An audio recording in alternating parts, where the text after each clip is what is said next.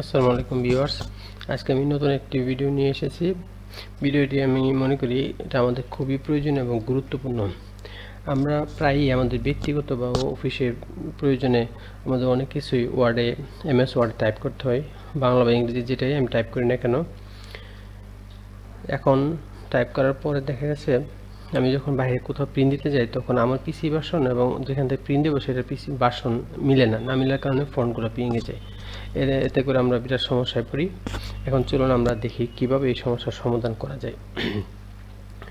আমরা কি করব, এই সমস্যার সমাধান করার জন্য আমরা যখন আমাদের MS ওয়ার্ডে কোনো বাংলা বা ইংরেজি ওয়ার্ড ফাইল যখন আমি প্রিন্ট দেওয়ার জন্য প্রস্তুত করব, তখন আমি সেটা সেভ করার সময় সেভ এজে যখন আমি ক্লিক করব, সেভ এজে দিয়ে আমি এখানে এই যে দেখেন আমার এখানে তো সাধারণত আমরা টাইটেল দেই, টাইটেল আপনি যাই দেন, এখান থেকে সেভ করার সময় আপনি PDF অপশনটি সিলেক্ট করে নেবেন।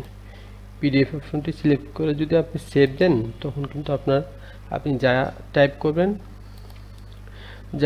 করবেন বা আপনি বাংলা বা ইংরেজি সেই ফাইলটা কিন্তু আপনার PDF এ সেভ হবে। তখন আপনি বাইরে থেকে যখন প্রিন্ট দিবেন তখন আপনার এই সমস্যাটা হবে না। দেখেন আমি যেটা সেভ করেছি, এই যে যখন এই যে আমি এখনই যেটা PDF এ সেভ করলাম, এই যে এখন আপনি কিন্তু আপনার যে কোনো পিসি থেকে প্রিন্ট দিতে পারবেন, এই ফন্টগুলো আর ভেঙে যাবে না। আচ্ছা, এখন সব কথা হলো, যদি আপনার পিসিতে PDF অপশনটি না থাকে তখন কি করবেন।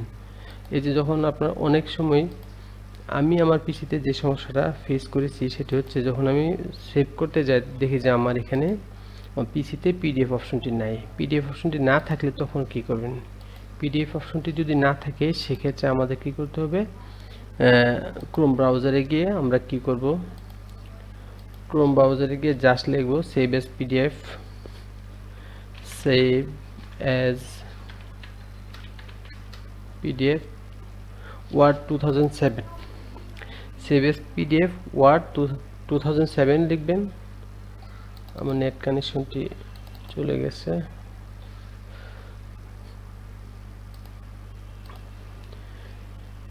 সেভ এজ PDF 2007 লিখে আমি সার্চ দিলেই আমার এখানে যে অপশনগুলো দেখাবে, এখানে দেখেন ফার্স্টের যে অপশনটা আছে এটাতে না গিয়ে আমরা সেকেন্ড অপশনটি এখানে টেক্সটপট, এইখানে যে অপশনটা আছে এটাতে আমরা একটা ক্লিক করব।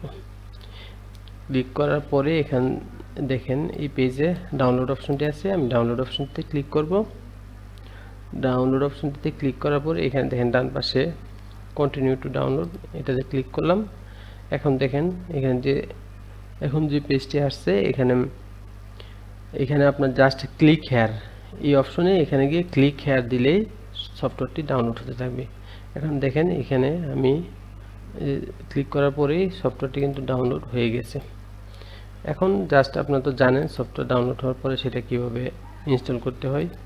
আপনি ফোল্ডার নিয়ে এখান থেকে কপি করে নিয়ে অথবা এখানে ডাবল ক্লিক করে আপনার সফটওয়্যারটি ইনস্টল হবে। ইনস্টল হলেই আপনি তখন আপনার MS ওয়ার্ড ফাইলটি আপনি এখানে সেভ এজ দিলে তখন কিন্তু আপনার PDF অপশনটি শিওর দেখাবে।